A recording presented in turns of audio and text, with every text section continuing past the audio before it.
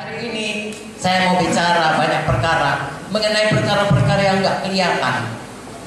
Kalau yang kelihatan kita bisa lihat semuanya dan kita bisa lebih mengerti. Tapi saya akan banyak bicara hari ini mengenai perkara-perkara yang tidak kelihatan. Sebab firman Tuhan berkata, yang tidak kelihatan itu kekal, yang kelihatan itu sementara. Jadi waktu saya bicara ini ataupun saudaraku sesudah bicara ini, saya mengajak saudara banyak kali melihat apa yang tidak dilihat mata, tetapi dilihat oleh mata rohani. Namanya saya dengan saudara ini punya dua KTP. Satu namanya IKTP, warga negara NKRI. Tapi ada satu lagi yang paling perlu, KTP warga negara Kerajaan Sorga. Itu capnya dengan darah Yesus. Haleluya. Panjarnya Roh Kudus. Punya darah Yesus, punya Roh Kudus. Saudaraku, jaminannya firman Tuhan. Itulah warga negara kita yang sesungguhnya, yang kekal. Makanya saya mau sampaikan firman Tuhan untuk memberikan cara pandang, perspektif ya yang benar untuk hidup ini, apalagi sebagai hamba-hamba Tuhan, juga semua anak-anak Tuhan. Saudaraku, kalau kita belum selamat dan tidak mengerti ini, tapi sesudah kita selamat, firman Tuhan berkata, kalau sudah selamat, pikirkan perkara-perkara yang di atas. Dan kalau mau diberkati pun, cari dahulu kerajaan Allah dan kebenarannya, sekaliannya ditambahkan kepadamu. Saya bacakanlah kembali ya, belum kita baca tadi 2 Korintus 4 ayat 16. Kuat-kuat sama-sama kita membacanya. Sebab itu kami tidak tawar hati, tetapi meskipun manusia lahiriah kami semakin merosot, namun manusia batiniah kami dibaharui dari sehari ke hari. Sebab penderitaan ringan yang sekarang ini mengerjakan bagi kami kemuliaan kekal yang melebihi segala-galanya, jauh lebih besar daripada penderitaan kami. Sebab kami tidak memperhatikan yang kelihatan, melainkan yang tak kelihatan. Karena yang kelihatan adalah sementara, sedangkan yang tak kelihatan adalah kekal. Amin. Ayat Lampes ini berkata, saya contohnya yang paling jelas. Ya, saudara lihat sudah banyak keributnya. Ya, mengapa? Karena sudah tua. Nanti kalau 10 tahun lagi saya kemari, saudara lihat saya tambah tua. Tapi firman Tuhan berkata, yang di dalam tambah muda. Artinya dibaharui. Ya, bukan muda dalam arti kata menjadi muda, bukan. Tambah dipulihkan menjadi seperti Tuhan Yesus. Dibaharui hari lepas hari. Haleluya. Saudaraku, sebenarnya kita ini ya hidup di dalam satu masa yang kadang-kadang kita lupa. Kenapa? Karena saya dan saudara kebanyakan hidup terutama bergantung kepada, kalau bahasa Inggrisnya itu namanya senses, kalau bahasa Indonesia namanya panca indera. Ya, kami dari bidang medis kenal betul itu. Semua sangat bergantung pada panca indera.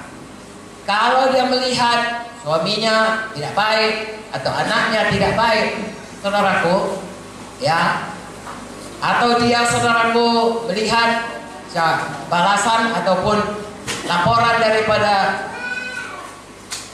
rumah sakit, dia menderita kanker, ya, atau dia lihat saudaraku tabungannya sudah nol, utangnya masih banyak.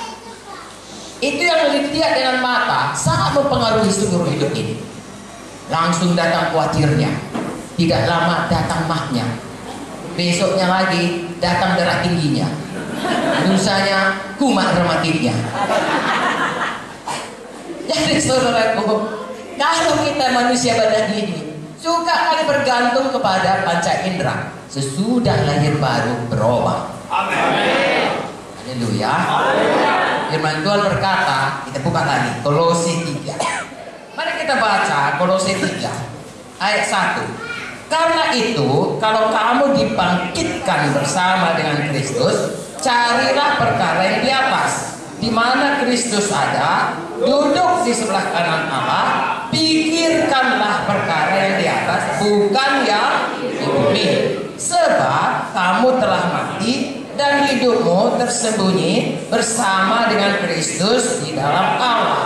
Apabila Kristus yang adalah hidup kita menyatakan diri kelak, kamu pun akan menyatakan diri bersama Dia dalam kemuliaan. Amin.